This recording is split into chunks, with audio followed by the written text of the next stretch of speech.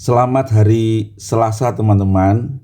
Kita bersyukur kita boleh bertemu kembali di dalam PA Online GKA Immanuel Malang. Dan hari ini kita akan bersama-sama membahas firman Tuhan dari Matius pasal yang ke-26 ayat yang ke-17 sampai ke-25. Mari kita berdoa sebelum kita bersama-sama membaca firman Tuhan. Terima kasih kami boleh bertemu kembali hari ini untuk belajar firman-Mu ya Tuhan. Kiranya Engkau menolong kami untuk mengerti kebenarannya, dan kami dituntun untuk hidup di dalam kebenaran itu, sehingga kami melakukan apa yang menyenangkan hati-Mu, dan yang membawa berkat bagi kami sendiri, dan hidup kami boleh menjadi berkat bagi sesama kami. Tuntunlah kami di jalan yang benar, demi Yesus Juru Selamat kami yang hidup, kami berdoa dan mohon tuntunan Tuhan. Amin.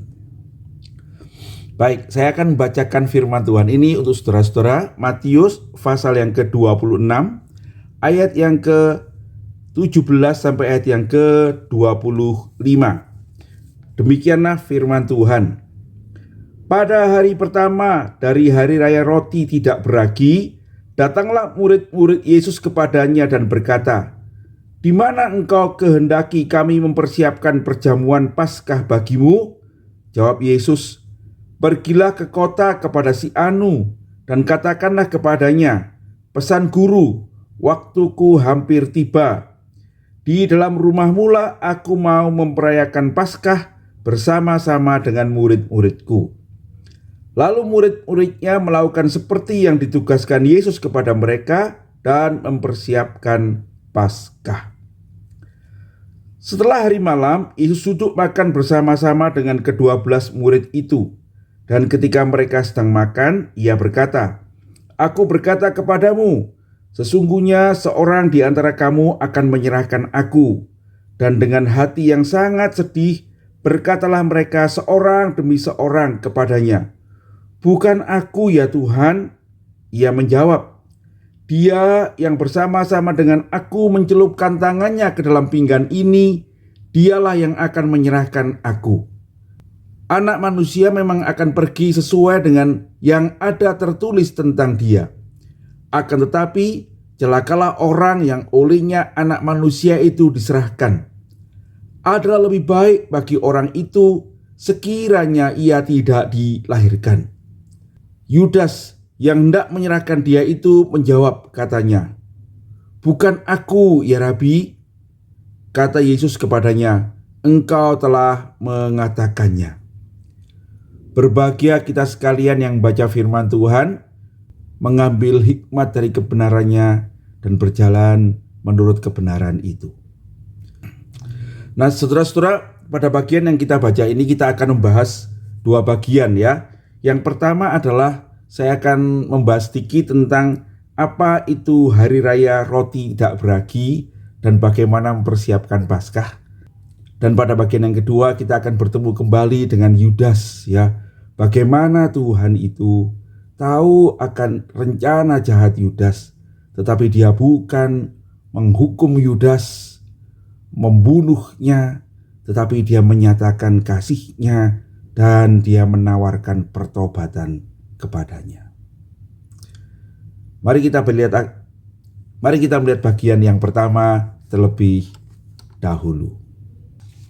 Saudara-saudara, ketika orang Israel merayakan Paskah, maka mereka akan memulai dengan hari persiapan. Dan kalau kita percaya bahwa Paskah itu dirayakan pada waktu Tuhan Yesus itu hari Jumat Agung, maka kita mengerti bahwa persiapan Paskahnya dan makan Paskah itu dilakukan pada hari Kamis malam, bukan? Seperti kita rayakan dalam Kamis Putih itu. Nah, kalau dikatakan pada bagian firman Tuhan itu, pada hari pertama dari hari raya roti tidak beragi, maka itu maksudnya adalah peristiwa yang pertama ini, persiapan Paskah itu dilakukan pada hari Kamis pagi, ya. Nah, orang-orang Yahudi merayakan Paskah itu di Yerusalem, tetapi karena kepadatan kota, maka seperti Tuhan Yesus itu bisa menginap di Betania yang kira-kira jaraknya itu 6 km dari Yerusalem begitu ya. Tetapi ketika mereka merayakan Paskah, mereka harus merayakannya di Yerusalem. Itu sebabnya ya, pada waktu itu murid-murid bertanya pada Tuhan Yesus, "Di mana engkau menghendaki kita merayakan Paskah, Tuhan?" Lalu Tuhan berkata, "Pergilah ke kota." Maksudnya ke kota itu ke Yerusalem ya. Dan rupanya sudah ada persiapan yang dilakukan Tuhan Yesus dengan seorang di kota itu, dan passwordnya adalah, "Waktuku hampir tiba dan aku akan merayakan Paskah bersama murid-muridku di rumahmu." Nah ya, waktuku hampir tiba itu.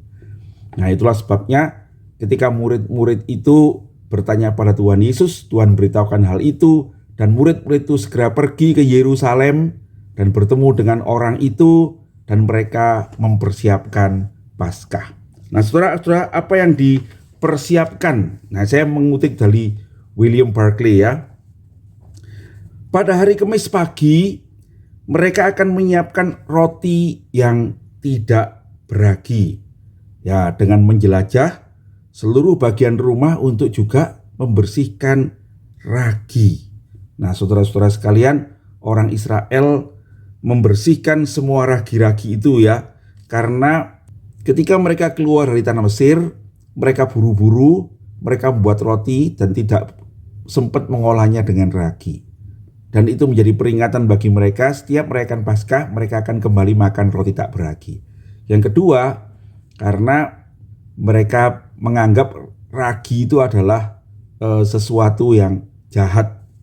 Kita tahu ragi itu menimbulkan fermentasi, dan fermentasi itu dianggap sebagai pembusukan. Jadi ragi dalam rumah itu harus dibersihkan semuanya. Jadi rumah itu dibersihkan dari ragi. Yang kedua, kemudian mereka menyiapkan anak domba Paskah. Ya, anak domba Paskah. Nah, saudara-saudara, sudah diatur bahwa satu ekor domba itu harus bisa mereka makan bersama-sama untuk orang sejumlah 10-20 orang. Itu sebabnya kalau jumlah keluarganya kecil, mereka boleh berkumpul 2-3 keluarga begitu untuk memotong seekor domba. Nah, kalau melihat Yesus dan murid-muridnya, barangkali mereka menyiapkan satu ekor domba atau menyiapkan daging domba pada waktu itu ya. Dan kita tahu daging domba ini untuk mengingat bagaimana orang Israel pertama kali keluar dari Mesir itu harus menyembelih seekor domba lalu mengulaskan darahnya di ambang pintu, supaya ketika Tuhan lewat,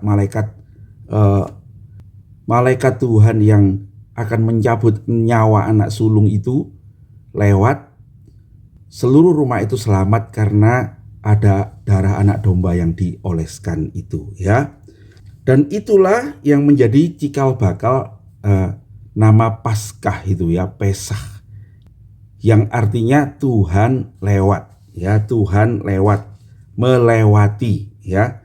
Nah saudara-saudara, kemudian ada beberapa hal yang harus mereka persiapkan.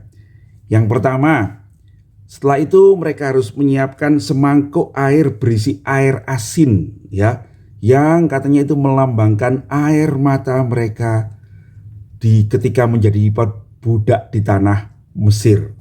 Kemudian mereka juga harus mengumpulkan sayur pahit yang terdiri dari katanya lobak, lalu cikori, semacam akar pahit yang dapat menggantikan kopi, daun selada, dan sejenisnya sayur-sayur yang rasanya pahit, yang nanti akan mereka makan dan mengingatkan mereka akan kepahitan dan penderitaan mereka di tanah Mesir ya.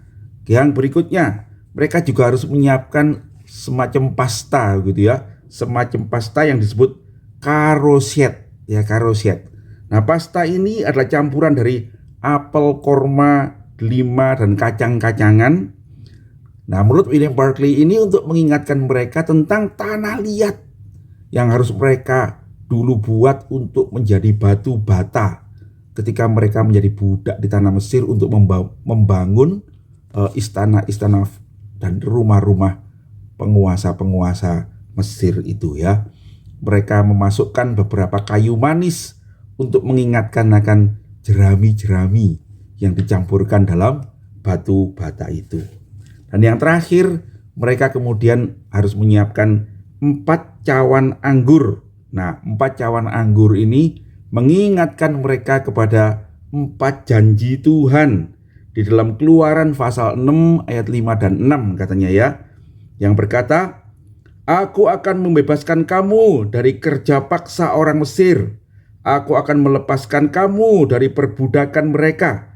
Aku akan menebus kamu dengan tangan yang teracung dan dengan hukuman-hukuman yang berat.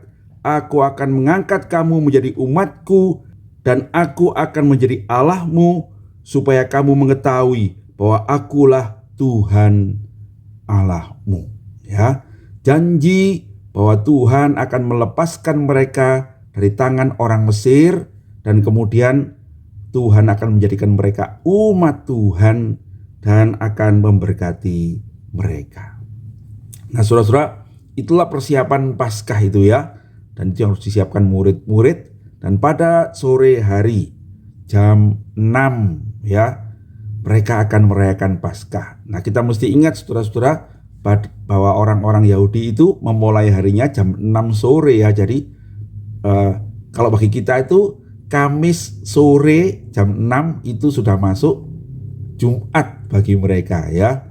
Nah, itulah saatnya mereka nanti makan Paskah bersama-sama. Nah, saudara-saudara, di persiapan ini kita boleh belajar bahwa sungguh Tuhan itulah anak domba Paskah yang menghapus dosa isi dunia. Tuhan menyiapkan sendiri saat-saat penyalibannya, saat dia akan menggenapi nubuat penyelamatan bagi umat manusia dari kuasa dosa itu. Setiap Paskah kita mengingat akan anugerah Tuhan yang besar di dalam Tuhan kita Yesus Kristus yang melepaskan kita dari kepahitan-kepahitan perbudakan dosa, yang menuntun kita keluar kepada janji Allah, janji keselamatan kekal sampai selama-lamanya. Kemudian di ayat yang ke-20 dikatakan begini, setelah hari malam, Yesus duduk makan bersama-sama dengan ke-12 murid itu. Dan ketika mereka sedang makan, ia berkata, "Aku berkata kepadamu, sesungguhnya seorang di antara kamu akan menyerahkan aku." Nah, saudara-saudara sekalian, pada berikutnya kita akan bertemu bagaimana dialog antara Tuhan Yesus dengan murid-muridnya dan secara khusus dengan Yudas. Nah, saudara-saudara, dari apa yang kita baca ini sesungguhnya kita tahu semakin jelas dinyatakan bahwa Tuhan akan disalib ya. Tuhan bilang, "Setelah ini aku akan diserahkan," ya. Siapa yang menyerahkan? Seorang di antara kamu. Nah, saudara-saudara, kalau kita membaca berikutnya itu dikatakan bahwa hati murid-murid itu sangat sedih, ya, sangat sedih. Kenapa? Ya, nampaknya memang muncul kegelisahan di antara mereka ya. Kalau kita membaca di dalam Yohanes pasal yang ke-13, kita mengerti bahwa percakapan ini terjadi bahkan setelah Yesus membasuh kaki murid-muridnya. Di dalam pasal 14 Tuhan berkatakan, "Jangan gelisah hatimu. Percayalah pada Allah, percayalah kepada aku." Jadi nampaknya memang muncul kegelisahan di tengah-tengah mereka. Dan Tuhan yang mengatakan pada bagian ini, "Aku akan disalibkan, dan yang menyalibkan, yang menyerahkan aku untuk disalibkan itu adalah seorang di antara kamu." Saudara-saudara, dalam kesedihan itu dikatakan firman Tuhan, seorang demi seorang mereka itu bertanya pada Tuhan, "Bukan aku kan guru?" Gitu ya. Jadi mereka seorang pun yang tidak tahu siapa di antara kita. Saudara-saudara sekalian, Tuhan Yesus tahu siapa yang menyerahkan mereka. Sesungguhnya itu adalah Yudas ya. Dia menjawab, "Dia yang bersama-sama dengan aku mencelupkan rotinya dalam pinggan ini." Pinggan ini itu menunjukkan pinggan yang ada di depannya Tuhan Yesus itu. Ada pinggan yang berisi karoset atau mungkin pinggan anggur itu. Dikatakan dialah yang akan menyerahkan aku. Saudara-saudara, Yudas itu berkata, "Bukan aku kan Tuhan." Tuhan berkata, engkau sudah mengatakannya. Dengan kata lain, Tuhan Yesus berkata, kamu tahu bukan Yudas, engkau yang menyerahkan aku. Dan Yudas mencelupkan roti di pinggan itu, dan kemudian nanti kita akan baca dia pergi menyerahkan Tuhan Yesus. Saudara-saudara, apa yang bisa kita pelajari dari bagian ini? Saudara-saudara, yang pertama, Tuhan tahu apa yang akan terjadi. Tuhan tahu apa yang kejahatan yang akan dibuat Yudas, pengkhianatannya. Tidak ada seorang pun dari murid-murid yang tahu. Kalau murid-murid tahu, tentu Yudas sudah dia tidak akan selamat lah ya, dia pasti ditangkap duluan. Tetapi saudara-saudara, ketika tidak ada seorang pun yang tahu, Tuhan tahu. Itu memberitahukan kepada kita, kalau kita berbuat dosa, tidak ada orang yang tahu, tetapi Tuhan tahu, ya. Dan kita melihat bagaimana Tuhan bereaksi terhadap dosa. Yang pertama-tama, Tuhan memperhadapkan Yudas itu pada dosanya sendiri, ya. Tuhan berkata, Anak manusia memang akan pergi sesuai dengan apa yang tertulis tentang dia. Akan tetapi celakalah orang yang olehnya anak manusia itu diserahkan. Adalah lebih baik orang itu sekiranya ia tidak dilahirkan. Saudara-saudara sekalian, lalu Yudas berkata, bukan aku kan Tuhan? Tuhan berkata, engkaulah itu. Kira-kira jawabnya begitu, bukan? Nah, saudara-saudara, dengan kata lain Tuhan memberitahukan pada Yudas, aku tahu maksudmu, aku tahu kejahatanmu, sadarilah dosamu. Saudara-saudara sekalian, Tuhan Yesus memperhadapkan Yudas pada dosanya. Tuhan Yesus menunjukkan bahwa dia tahu. Saudara-saudara, ini memberitahukan kepada kita bagaimana kita bisa bertobat. Kalau kita berdosa, Tuhan bukan menghukum kita, tetapi seringkali Tuhan itu menunjukkan, memperhadapkan kita dengan dosa-dosa kita. Saudara, kita tahu bukan kita orang berdosa. Seringkali kita menyesali kok kesalahan-kesalahan kita. Seringkali kita tahu kok kita melakukan apa yang buruk, ya. Tuhan kadang-kadang membiarkan kita berhadapan dengan dosa itu dengan membuat orang lain itu menyadarkan kita. Kalau bukan Tuhan sendiri, ya. Kalau kita melakukan sesuatu ketahuan, begitu ya. Kalau kita melakukan suatu dosa, Tuhan akan membuat supaya dosa itu tersingkap, ya. Dan kita kemudian sadar, kita tahu, bahkan kita tahu konsekuensinya. Tuhan menunjukkan, ya, bahwa celakalah orang yang akan menyerahkan aku itu, ya. Lebih baik dia tidak dilahirkan, artinya fatal. Itu artinya fatal, bukan? Nah, saudara-saudara, demikian juga dengan kita, ya. Nah, yang kedua, saudara-saudara, bukan cuma Tuhan itu memperhadapkan Yudas pada kesalahannya sendiri, tapi Tuhan juga memperhadapkan Yudas pada kasih-Nya. Saudara-saudara, kita mesti ingat, ya, Tuhan barusan membasuh kaki Yudas dan mengingatkan, kamu harus saling melayani.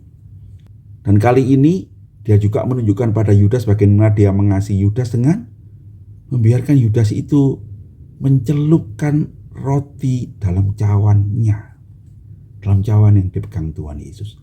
Tuhan secara pribadi membuat Yudas itu mendekat kepadanya dan lihatlah aku. Saudara-saudara sekalian, kita nanti mengerti bahwa Yudas itu kemudian akan melihat Yesus disalibkan. Dan disalib itu Tuhan berkata, Tuhan ampunilah mereka.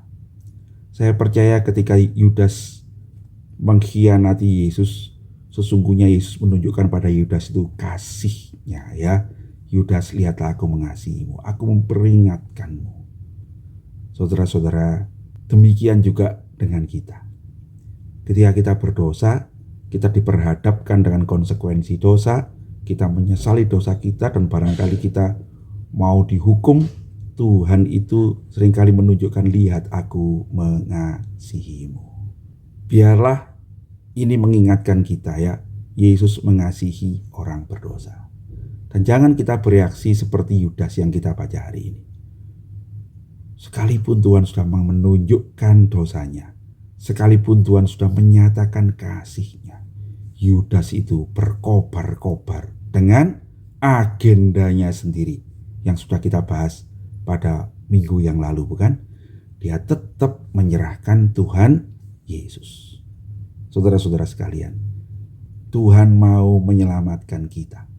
Tuhan mau membawa kita dari jalan kesesatan kita kepada jalan yang benar, jalan keselamatan. Tetapi kalau sudah ada orang itu membiarkan dirinya dikuasai oleh nafsunya, dikuasai oleh agendanya sendiri, maka sungguh saudara-saudara, bahkan dia bisa menyerahkan Tuhan. Karena dia sangat mencintai dirinya sendiri, dia sangat mencintai kebenarannya sendiri. Saya tidak tahu apa yang sedang saudara hadapi hari ini. Konsekuensi dosa apa yang sedang kita hadapi saat ini. Firman Tuhan hari ini memberitahukan pada kita, Yesus mengasihimu. Yesus mengingatkanmu. Yesus memberitahukan kepadamu, berbaliklah, kalau tidak itu akibatnya akan fatal. Sekarang saudara mesti memilih. Apakah saudara akan berjalan menurut jalanmu sendiri, atau saudara akan berjalan menurut jalan Tuhan? Saudara-saudara, saya percaya Tuhan itu Maha tahu, ya. Tapi kalau kita membaca firman Tuhan ini, kita tahu satu hal. Tuhan itu tidak memaksa kita. Ya, memang ada orang-orang yang akan binasa. Itu adalah dalam pengetahuan Allah juga. Tetapi tidak salah seorang pun dari kita yang tahu siapa yang binasa dan siapa yang tidak. Yang kita tahu, Tuhan itu mengasihi kita. Saya berharap saudara ada termasuk orang-orang yang diselamatkan, yaitu ketika saudara mendengar firman Tuhan, undangan Tuhan untuk bertobat, dan saudara percaya kepadanya dan berbalik kepadanya. Tuhan kiranya menuntun kita sekalian, saudara-saudara, kita boleh berbalik dari kesalahan kita diingatkan firman Tuhan, dan kita beroleh keselamatan di dalam Yesus Kristus Juru Selamat kita. Jangan terhilang seperti Yudas. Mari kita berdoa. Terima kasih kami boleh belajar lagi firman-Mu hari ini Tuhan. Berkatilah kami supaya kebenaran ini mengingatkan kami. Sesungguhnya Tuhan selalu menolong kami untuk menyadari kesesatan kami. Tuhan selalu menolong kami untuk mengingat dan melihat akan kasih-Mu yang besar kepada kami. Sesungguhnya Engkau tidak jauh daripada kami. Ampunilah kalau selama ini kami berjalan menurut pikiran kami sendiri, agenda kami sendiri. Kami mengikuti keinginan dan rencana kami dan tidak mendengarkan peringatan Tuhan. Kiranya Engkau menolong kami Tuhan melalui firman Tuhan hari ini untuk memeriksa hati kami. Dan jikalau ada yang salah, ya Tuhan, ampunilah kami dan tolonglah kami untuk kembali ke jalan yang benar. Terima kasih untuk kasih-Mu. Kiranya Engkau akan menuntun kami untuk hidup memuliakan-Mu. Dalam nama Yesus Juru Selamat kami yang hidup, kami berdoa dan mengucap syukur. Amin. Demikian PA kita hari ini saudara-saudara. Sampai ketemu nanti sore, kita akan bahasnya dalam diskusi di Zoom GKI Immanuel Malang. Tuhan Yesus memberkati.